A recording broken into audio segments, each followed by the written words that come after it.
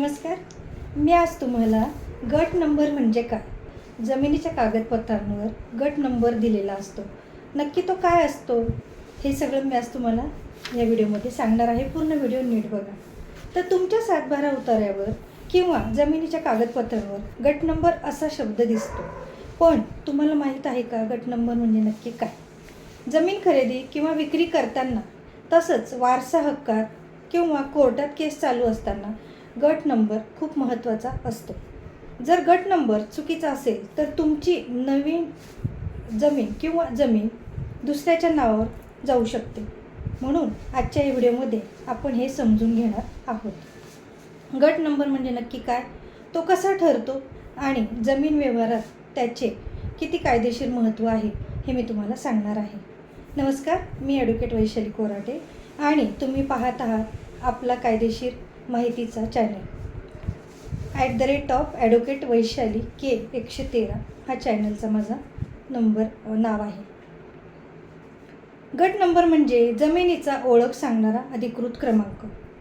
महाराष्ट्रामध्ये महसूल विभागाने प्रत्येक गावातील शेती जमिनीला वेगळा क्रमांक दिलेला असतो, त्यालाच गट नंबर असं म्हणतात. सोप्या भाषेत सांगायचं झालं तर जसं प्रत्येक व्यक्तीला आधार नंबर असतो, तसंच प्रत्येक जमिनीला हा गट नंबर दिलेला असतो.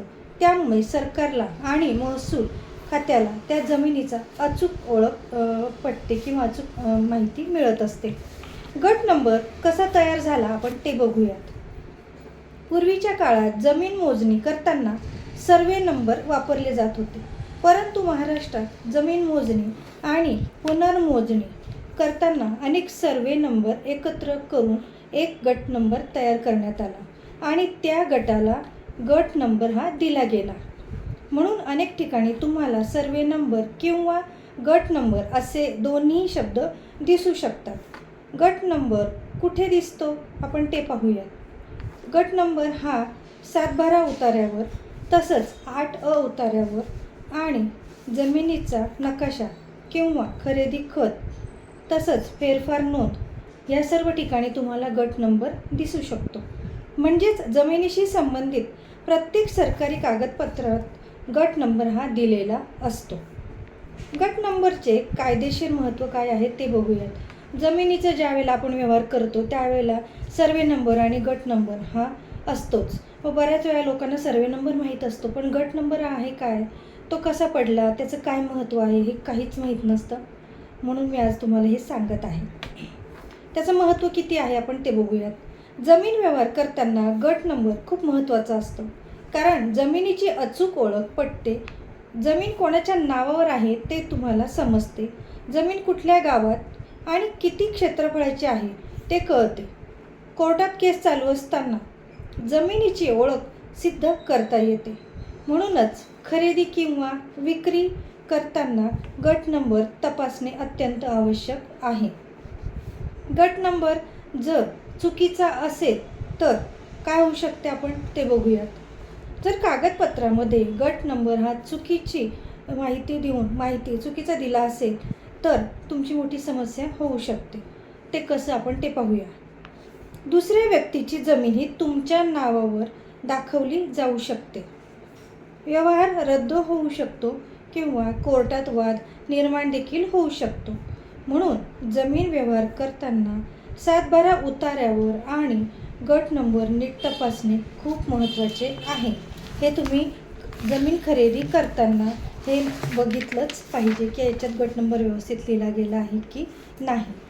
गट नंबर आजच्या काळामध्ये खूप सोपे झाले आहे. तुम्ही महाभूमी पोर्टलवर जाऊन गावाचे नाव आणि सर्वे नंबर टाकून सातबारा उतारा डाउनलोड करू शकता. म्हणजे तुम्हाला ऑनलाईन हे प्रोसेस करता येत असते. तुम्हाला कोणाला विचारायची गरज नाही. तुम्ही या वेबसाईटवर जाऊन हे सगळं बघू शकता आणि त्या उतार्यानंतर त्याच्यावर गट क्रमांक, सातबारा उतारा काढल्यावर त्याच्यावर गट क्रमांक हा दिलेला असतो. म्हणजे तुम्ही स्वतः खात्री करू शकता. त्या उतार्यावर तुम्हाला गट नंबर हा स्पष्टपणे दिसेलच. महाराष्ट्रात जमीन नोंदी आणि व्यवस्थापन हे प्रामुख्याने महाराष्ट्र जमीन महसूल संहिता 1966 या कायद्याच्या अंतर्गत केली जाते. या कायद्यानुसार महसूल विभाग जमीन मोजणी तसंच नोंदी आणि गट नंबर निश्चित करतो.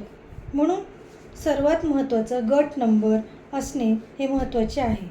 आणि गट नंबर म्हणजेच जमिनीची अधिकृत ओळख सांगणारा क्रमांक आहे आणि जमीन व्यवहार करताना त्याचे खूप मोठे महत्त्व असते आहे. जर तुम्ही जमीन खरेदी किंवा विक्री करत असाल तर नेहमी सातबारा उतार्यावर गट नंबर बघणे आवश्यक आहे आणि कागदपत्रे बाकीचे देखील नीट पाहणे आवश्यक आहे. ही अशी मी थोडक्यात कायदेशीर गट नंबर म्हणजे काय याबद्दल दिलेली आहे. आपल्याला माहिती कशी वाटली नक्की सांगा आणि माझ्या चॅनलला सबस्क्राईब करा. बाकीच्या तुमच्या जवळच्या व्यक्तींना देखील शेअर करा. धन्यवाद.